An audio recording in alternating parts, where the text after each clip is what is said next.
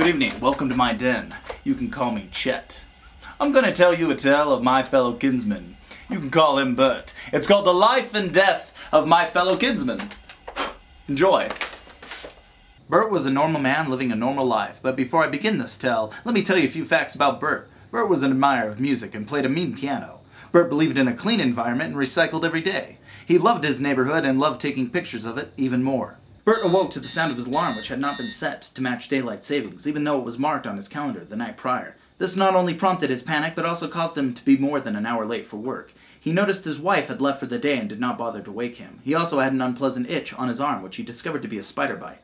While putting himself together, he dropped his hairbrush into the toilet. He decided to leave it there and not worry about his hair this morning. Burt planned to wear his lucky red shoes, but was unable to find them, so he stuck with classic black. He hurried to his car, opened the trunk, and placed his briefcase inside, then closed the trunk, only to realize he had locked his keys in with his briefcase and had no extra key to open it. His breakfast in hand, he started to run to his work, which was a mere 4 miles away.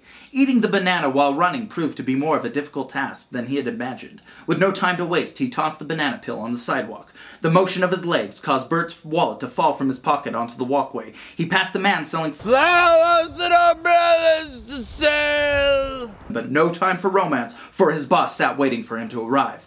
Burt finally arrived at his desk and began to work.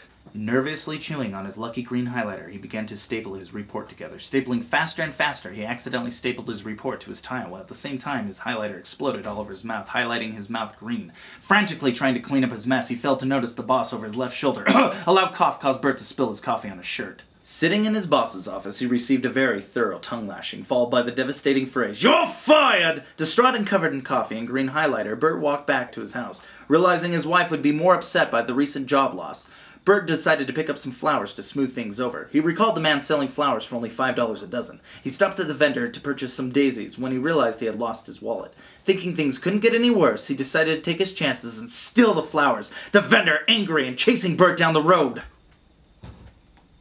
Lost track of him about 3 blocks from his home sweet home.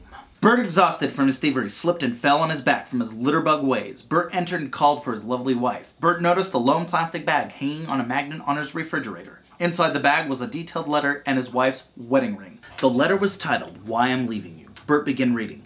"Dear Burt, as you can see, I'm leaving you. Blah, blah, blah." Burt flipped through catching key words and phrases. "You never listen to me. Blah, blah, blah." The end of the letter stuck out like a sore thumb. "P.S. I'm leaving the cat." Burt's face lit up with the terror of 1,000 corpses. Burt sat on his lucky wooden stool and began to contemplate about sweatshops and how the workers in those shops had it much worse than he does, and that today is nothing that he should be losing his marbles over. Burt decided to start his night off on a good note with his Lucky Mill spaghetti. Stirring his organic noodles with his wooden spoon, Burt caught a glimpse of something out of the corner of his eye. A hobo spider.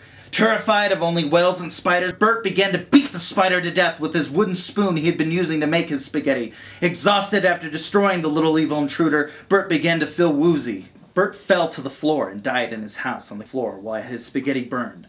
You see, the untreated spider bite Burt had received that morning had caused massive heart failure due to the poisons that had been flowing through his body all day.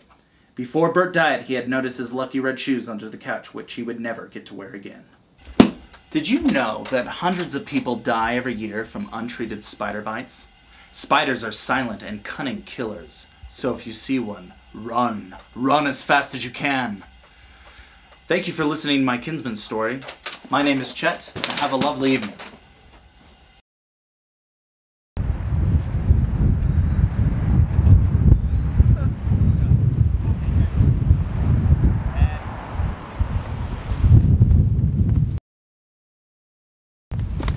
You lousy puppets! You got me!